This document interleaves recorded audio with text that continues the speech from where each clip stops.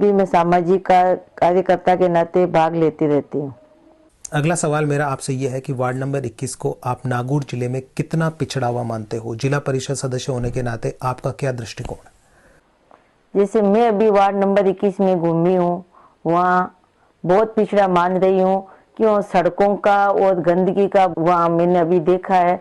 और उनकी जैसे मैं अभी बन्नेल गई थी, उनकी पहली प्राथमिकता उनकी यही थी कि मैडम जब भी आप वहाँ जिला परिषद में जाओ तो हमारे तो ये सड़कों का, नालियों का, ये रास्ता आना, ये सही करवा दो आप। तो आपको ये लगता है कि जो सड़कें और नालियां, सड़कों का, नालियों का बहुत अभाव है, वो एक तरह से पहली प्राथमिकता हो गई आपकी। हाँ, सदस्य होने के बाद में आप चाहते हो कि इन चीजों की सिफारिश सबसे पहले हो। जी। भारतीय जनता पार्टी के ध्वज के नीचे आप इलाके के वोटर्स को, आम आदमियों, आम लोगों को, आम जनता को क्या आश्वासन देना चाहते हो? भारतीय जनता पार्टी की नेता होने के नाते मैं आम पब्लिक में यही संदेश देती हूँ, जब तक इलेक्शन होते हैं तब पार्टी रहती है, उसके बाद में कोई पार्टी वगैरह नहीं रहती। मैं सबको अपनी ही नज़रों से एक पब्लिक में कार्यकर्ताओं को काम के हिसाब से देखती हूँ और उनका मैं काम करती हूँ। क्षेत्र की जनता को आप हालिया राजनीतिक समीकरण के कारण उत्पन्न असमंजस पर क्या संदेश देना चाहते हो? अभी वर्तमान में जो असमंजस फैला हुआ है, चाहे वो राजनीतिक कारणों से हो, चाहे वो प्रतिद्वंदिता के कारण हो, उसके लिए आप यहाँ की जनता को क्या संदेश देना चाहते हो? बीजेपी के नाते मैं यही कहना चाहती हूँ कि जैसे मोदी जी ने जैसे विकास की गंगा बहाई है और किसानों के हित में कार्य किए हैं। भारतीय जनता पार्टी किसानों की विरोधी पार्टी है नहीं। जिस राज्य में भारतीय जनता पार्टी का शासन चल रहा है वहाँ कोई किसान विरोधी है नहीं, सारी जगह किसानों के हित के काम हो रहे हैं। किसानों के काम करने के नाते ही आज हनुमान जी बेनीवाल आज भारतीय जनता पार्टी के साथ खड़े हैं और भारतीय जनता पार्टी से उन्होंने गठबंधन किया है, तो वो भी किसानों के हितैषी है और पार्टी किसानों का हित कर रही है, इसी वजह से वो हमारे साथ है। बिल्कुल। क्षेत्र की जनता को सरकारी योजना से जोड़ने के लिए आप क्या प्लान लेकर के आए हो? आप किस तरह से यहाँ के सरपंचों को, यहाँ की जनता को मेन बॉडी से, मेन आवश्यकता पूर्ति सिस्टम से जोड़ के रखेंगे? मैं जिला परिषद के वार्ड नंबर 21 में जो 10 पंचायतें आ रही है, मैं 10 पंचायतों में सब सरपंचों को साथ लेके चलूँगी।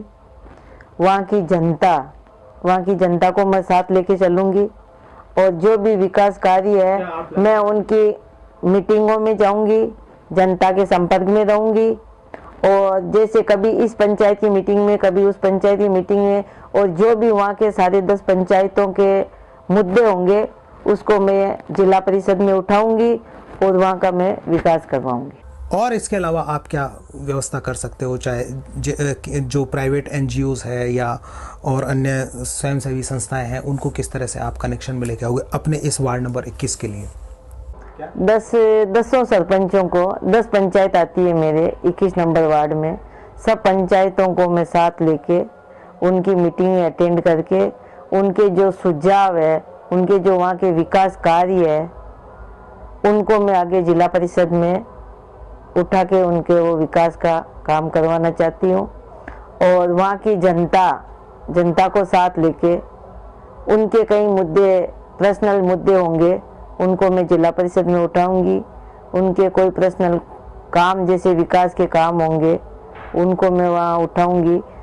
इसके अलावा समाज सेवी संस्थाओं द्वारा, एनजीओ द्वारा ऐसे कोई विकलांग के कोई एनजीओ द्वारा कोई काम हो, उनको मैं जनता पब्लिक को उनका लाभ और दिलवाऊंगी। मैं एक और सवाल मैं आपसे पूछना चाहता हूँ, मनरेगा के बारे में आप क्या विचार रखते हो? मनरेगा के बारे में मेरा ये विचार है, जैसे सरकार ने इनके 100 दिन रखे हैं जी काम के, तो मैं इन 100 दिनों के आगे ये 200 दिन करने का आगे मैं प्रस्ताव रखना चाहती हूँ। परिषद स्तर पर, बल्कि आप नागौर जिला लेवल या राज्य स्तर पर भी आप जो विचार रखते हो, बिजली के बिल के बारे में आप एक विशेष सोच रखते हो, क्या है? बिजली के बिल के बारे में ये जो एक तो 2 महीने से जो रीडिंग आती है, तो वो मैं हर महीने रीडिंग लेने का वो चाहती हूँ, प्रस्ताव रखना चाहती हूँ, ताकि एक महीने में जैसे 90 यूनिट आ गई तो दूसरे महीने वो 150-200 तक नहीं पहुँचे, वो 100 के अंदर ही आएंगे, तो उनके वो जो विद्युत खर्च है वो 100 के अंदर वाला बजट ही उनके वो आएगा। 200-250 आने के अंदर उनका डबल 4 गुना 3 गुना अतिरिक्त वो भार आ जाएगा, उनमें उनके कटौती होगी। वार्ड नंबर 21 के अंदर आवारा पशुओं के लिए आप क्या प्लान रखते हो? वार्ड नंबर 21 में आवारा जो पशु गोवंश भी है, तो उसके लिए मैं सरकार से ये प्रस्ताव भेजूंगी, सरकार को पंचायत स्तर पे इनकी एक तारबंदी, गो गोचर भूमि इनकी तारबंदी करवा के, और इनका दायित्व गवर्नमेंट सरकार ही उठाए और ग्राम पंचायत को इसका दायित्व दे और सरपंच इसका अध्यक्ष रहे, तो इनमें गोवंश में जो आवारा घूम रहे हैं उनमें सुधार हो सकता है। 10 ग्राम पंचायतें आपके अधीन होने वाली है, 10 सरपंचों को आप अलग से क्या देना चाहते हो? वार्ड नंबर 21 के 10 सरपंचों को मैं यही आश्वासन देना चाहती हूँ, जो इनका सालाना बजट आ रहा है वो इनको सालाना बजट बराबर मिलता रहे, और इसमें कोई विलम्ब होता है वो मैं बर्दाश्त नहीं कर पाऊंगी। और इनका जो सालाना है, जैसे इनके सालाना जितना बजट आता है उससे ऊपर नहीं, लेकिन जो बजट आ रहा है उनको मैं निरंतर दिलाने का प्रयास करती रहूंगी। वो निर्बाध आता है। एक सवाल मैं और महसूस करता हूँ आसपास के इलाके के बारे में कि भाई यहाँ की जो हॉस्पिटल फैसिलिटी है, प्रसूताओं के लिए जो व्यवस्था है, कोई एक्सीडेंटल सिचुएशन है, अभी महामारी का दौर चल रहा है, उस चीज़ के लिए आप चिकित्सा संबंधी क्या सोच रखते हो? चिकित्सा संबंधी मेरे 20 साल के कार्यकाल में पंचायत समिति में यहाँ आसपास में कोई अच्छी व्यवस्था इधर नहीं है। जहाँ तक है थोड़ा बहुत परबसर में व्यवस्था है, उसके अलावा अजमेर, सब इधर की आसपास में सबको अजमेर जाना पड़ता है, इधर कुचामन जाना पड़ता है जी। और यहाँ की मतलब छोटे छोटे गांवों में आसपास में ऐसी कोई अच्छी व्यवस्था नहीं है। चिकित्सा व्यवस्था के लिए, सुधार के लिए भी मैं प्रयास करूँगी।